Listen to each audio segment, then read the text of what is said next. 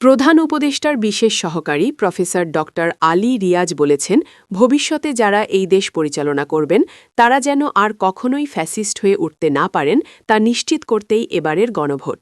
গতকাল ঢাকায় এনজিও বিষয়ক ব্যুরোর সম্মেলন কক্ষে আসন্ন গণভোট এবং এনজিওসমূহের করণীয় শীর্ষক কর্মশালায় প্রধান আলোচকের বক্তৃতায় এসব কথা বলেন।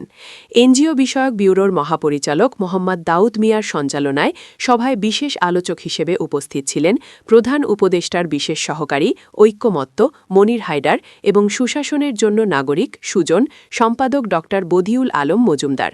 দেশে নিবন্ধিত স্থানীয় ও আন্তর্জাতিক প্রায় 450 এনজিওর প্রতিনিধিরা কর্মশালায় অংশগ্রহণ করেন। গণভোটে সরকারের তরফে প্রচার কার্যক্রমের মুখ্য সমন্বয়ক প্রফেসর আলী রিয়াজ আরও বলেন, যারা দেশ চালান আমাদের বিদ্যমান ত্রুটিপূর্ণ সাংবিধানিক এবং রাষ্ট্রীয় কাঠামোর জন্যই তারা ফ্যাসিবাদী হয়ে ওঠার সুযোগ পান। তিনি বলেন, আসন্ন গণভোটে হ্যাঁ ভোটকে জয়ী করে তাদের এই ফ্যাসিবাদী হয়ে ওঠার পথ বন্ধ করতে হবে। গণভোট আসলে কী বা কেন এ নিয়ে কোনো সংশয়ের অবকাশ নেই উল্লেখ করে আলী রিয়াজ বলেন, অন্য সব সাধারণ নির্বাচনের মতোই হবে গণভোট। তবে গণভোটের মাধ্যমে জনগণ সিদ্ধান্ত দেবে যে আগামীর বাংলাদেশ কিভাবে চলবে।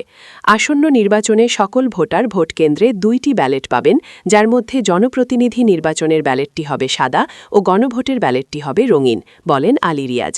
এ সময় স্বাধীন বাংলাদেশ পুনর্গঠন, দরিদ্র জনগোষ্ঠীর ভাগ্যোন্নয়ন এবং সকল প্রাকৃতিক দুর্যোগ ও সংকটে এনজিও এবং উন্নয়ন কর্মীদের অবদানের কথা স্মরণ করে অধ্যাপক আলী রিয়াজ উপস্থিত এনজিও প্রতিনিধিদের উদ্দেশ্যে বলেন, আপনাদের ওপর মানুষ আস্থা রাখেন, তাই প্রান্তিক পর্যায়ের মানুষকে গণভোটের বিষয়ে সচেতন করতে আপনারা গুরুত্বপূর্ণ ভূমিকা পালন করতে পারেন।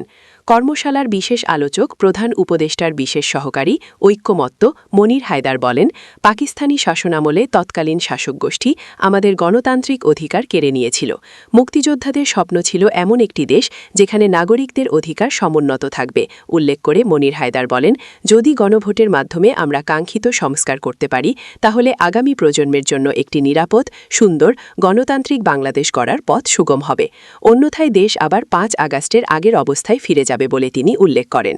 সুশাসনের জন্য নাগরিক সুজনের প্রতিষ্ঠাতা সম্পাদক এবং জাতীয় ঐক্যমত্য কমিশনের সাবেক সদস্য বদিউল আলম মজুমদার কর্মশালায় সুজনের পক্ষ থেকে গণভোট কী ও কেন শীর্ষক একটি উপস্থাপনা তুলে ধরে জুলাই জাতীয় সনদে বর্ণিত সংস্কার ও গণভোট সংশ্লিষ্ট বিষয়গুলো আলোচনা করেন। এ সময় উপস্থিত এনজিও সমূহের 50-60 লাখ প্রত্যক্ষ উপকারভোগী, তাদের পরিবার ও পরোক্ষ উপকারভোগীদের মধ্যে গণভোট বিষয়ে সচেতনতা সৃষ্টিতে এনজিওগুলো ও এনজিও বিষয়ক ব্যুরো ঘনিষ্ঠভাবে কাজ করবে বলে জানান ব্যুরোর মহাপরিচালক মোহাম্মদ দাউদ মিয়া।